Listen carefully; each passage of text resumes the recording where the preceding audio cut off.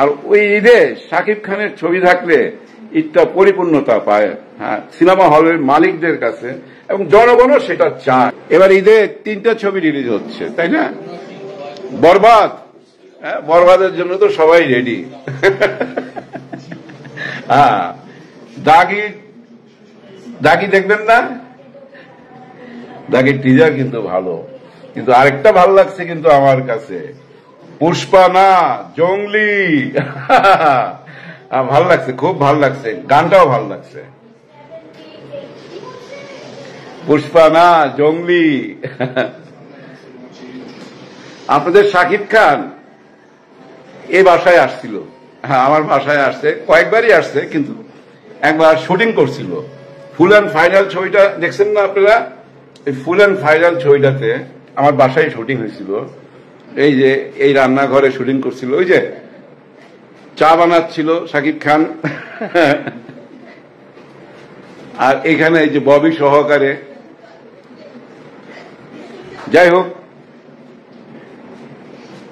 ঈদে কোন ছবিটা আগে দেখবেন? এবার ঈদ কিন্তু জমে যাবে, ব্যবসা জমজমাট হবে।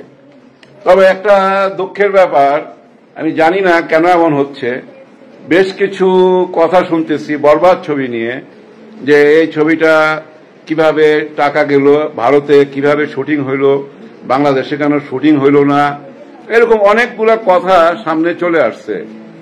কিন্তু আমি বলবো, দেখেন, আমাদের সিনেমা হলগুলা একটা বছর অপেক্ষা করে শুধু ঈদের জন্য, কারণ আপনাদের মধ্যে বুঝে গেছেন ঈদ ছাড়া কোনো ব্যবসা নাই, সিনেমার ব্যবসা নাই। এই সিনেমা হলগুলা বেঁচে আছে শুধু একটা দিনের জন্য, মানে দুইটা ঈদ করবে। আর ওই ঈদে শাকিব খানের ছবি থাকলে ঈদটা পরিপূর্ণতা পায়, হ্যাঁ, সিনেমা হলের মালিকদের কাছে, এবং জনগণও সেটা চায়। যাই হোক, এসব বিতর্কের বাইরে যায় সিনেমাটা রিলিজ হোক সুন্দরভাবে।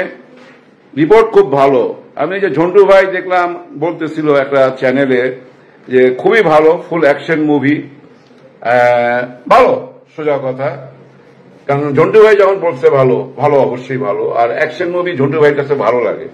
উনি কিন্তু বহু পুরনো ডাইরেক্টর, অনেকে আপনারা জানেন না এই প্রজন্মের মানুষ, আবার অনেকে একটু অন্যরকম মন্তব্য করে। এর পিছনে কারণ কি জানেন? উনি না সবাইকে ওনার ছাত্র মনে করে। হ্যাঁ, ওই যে যারা ওনার সামনে ইন্টারভিউ নিতে আসে না, তাদেরকেও ছাত্র মনে করে। উনি আমাদের সঙ্গে না এরকমই ব্যবহার করে। তার মানে কি, সবাইকে আপন মনে করে। ওই আপন ভাইরা বইলা ভালায়, ভিতরে রাখে না কিছু। আর যারা ভিতরে কথা রাখে না, তারা ভালো মানুষ, তারা ভালো মানুষ হয়। যাই হোক, তো বরবাদ নিয়ে যে প্রশংসা শুনছি, আগামীতে আমার ধারণা যেটা, দাগি ছবিটা, এটাও খুব ভালো ছবি হবে, ফুল মৌলিক ছবি। আর জঙ্গলির ওই ডায়লগটা আমার ভালো লাগছে, খুব ভালো লাগছে। পুষ্পা না জঙ্গলি, এবং জিব্বার মধ্যে কি জানি রাখছে, জিব্বা ভাই করে রাখছিল, ভাই ভয়াবহ। সিয়াম ভালো শিল্পী, সিনেমাকে ভালোবাসে, জানেন, সিনেমাকে ভালোবাসে। সিয়াম সম্বন্ধে আমার ব্যক্তিগত ধারণা, ও যদি সিনেমা না কইরা মনে করেন ওটিটি বা ওই যে অন্য মিডিয়ায় চলে যেত, মানে সিনেমা ছাড়া যা আছে সবকিছুতে, ও মনে হয় কোটি কোটি টাকা কামাইতে পারতো। হ্যাঁ, কোটি টাকা। এটা লোভ সামলাইয়া সিনেমাতেই থেকে গেছে। বর্তমানে সিনেমার কেমন অবস্থা সবাই জানি। তারপরে জঙ্গলি সফল হোক, দাগি সফল হোক, আর বরবাদ তো বুঝছেন সবকিছু বরবাদ করে দেওয়ার জন্য আসতেছে। 12 কোটি টাকার ছবি, খুব বড় বাজেটের ছবি। আমি মনে করি প্রডিউসার আরো টাকা খরচ করবেন কিছু। হ্যাঁ, টাকা খরচ করতে হয়। কোথায় খরচ করতে হয় এটা আপনারা নিজেরা হিসাব মিলাই দিবেন। হ্যাঁ, মানে পাবলিসিটি বহু রকম হয় ভাই, বহু রকম পাবলিসিটি হয়। যারা নেগেটিভ বলে সেটাকে না পজিটিভ হিসাবে নিতে হবে আপনাদেরকে, সেটাও কিন্তু পাবলিসিটি, সত্যি সেটাও পাবলিসিটি, তাই না? আমি যদি বলি যে ভাই ওই জায়গাটার মধ্যে একটা লোক গামছা বিছায়া নামাজ পড়তেছে, কেউ কিন্তু শুনবে, কিন্তু দৌড়ে যাবে না দেখতে।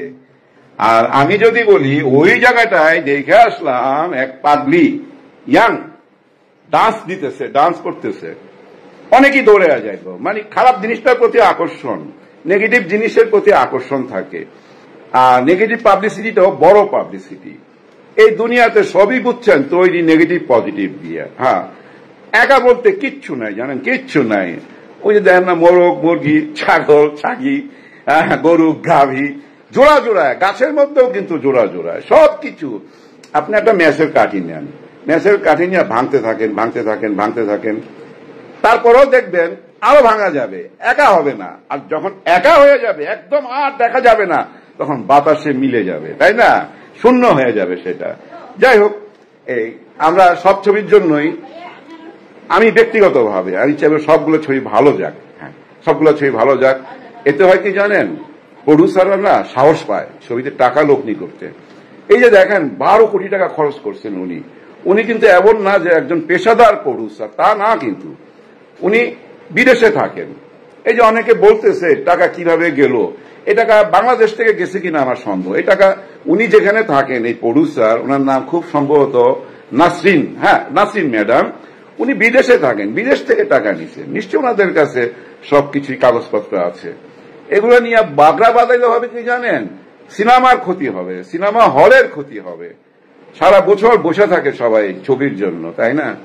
আর শাকিব খানের ছবি দেখবে, এটা ঈদ আনন্দ শাকিব খানের ছবি দেখাটা। আমি যখন সিনেমায় আসি নাই, তখন পাকিস্তানের একজন নায়ক ছিল মোহাম্মদ আলী, আরেকজন ছিল ওয়াহিদ মুরাদ।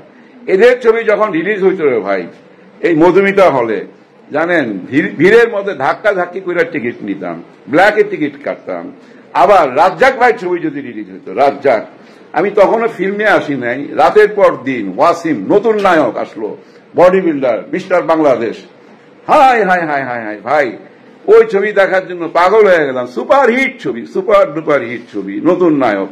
কিন্তু এখন আর নতুন আসতেছে না, পুরানরাই রাজত্ব করতেছে। নতুনরা কেন আসতেছে না বুঝিনি তো। কে টাকা লগ্নি করবে নতুনদের পিছনে? কেউ করতে চায় না, তাই না? সবাই সেফ জোনে থাকতে চায়। আর সিনেমা তো মনে করেন এখন এই যে আমার হাতের মধ্যে, আমার এই মোবাইলে আমি ইচ্ছা করলে পৃথিবীর যে কোনো ছবি দেখতে পাবো, এখন যে কোনো ছবি। আমি এখন ওই যে টাকা খরচ করে হলে যাব আবার আসবো, হয় না এরকম। কিন্তু কেউ যদি কারো ভক্ত থাকে, যেমন এই যে নিশোর কিন্তু প্রচুর ভক্ত, সিয়ামেরও ভক্ত আছে। আবার ভক্ত দিয়েও কাজ হয় না, ছবি ভালো হইতে হয়। যেমন আমরা দেখছি না ওই যে দরদ ছবিটা, তাই না, এটা তো সুপারস্টারের ছবি, কিন্তু ভালো ব্যবসা করতে পারে নাই, কারণ মূল ছবিটাই ভালো ছিল না, মূল ছবিটাই ভালো ছিল না। আর ওই পরিচালকটাও ছিল কঠিন কঠিন একটা জিনিস, বুঝছেন। ও যা ছোট করছে ইউটিউবারদেরকে, এবং সবসময় বলতো যে আগাম খবর পাচার, মানে আগাম খবর দিয়ে দিয়ে ইউটিউবাররা ইউটিউবিং করে, শাকিব খানের নাম বেচা খায়, এই ধরনের অনেক বাজে কথাবার্তা বলছে।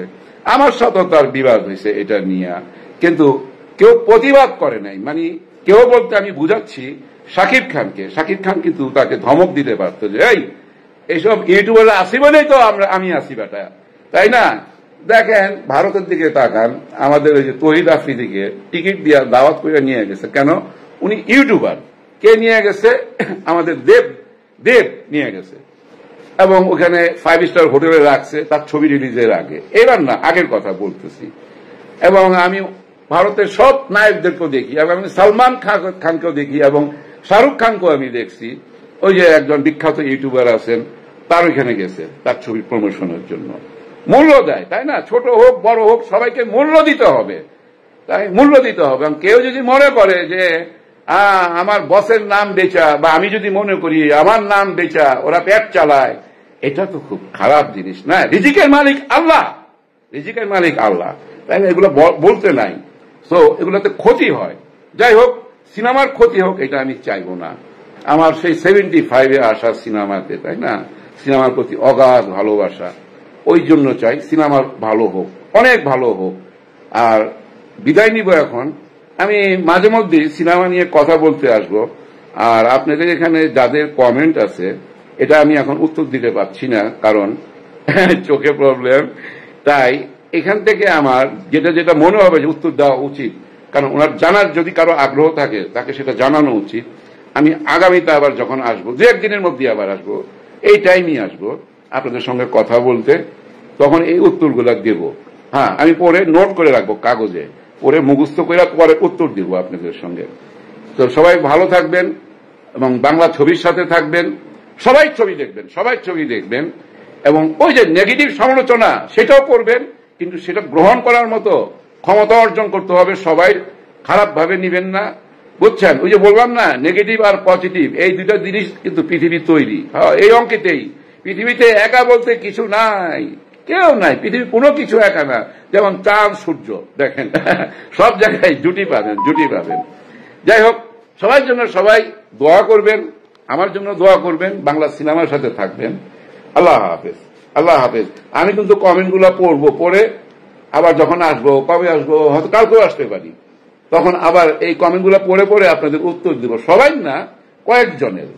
সবাই ভালো থাকবেন। আল্লাহ।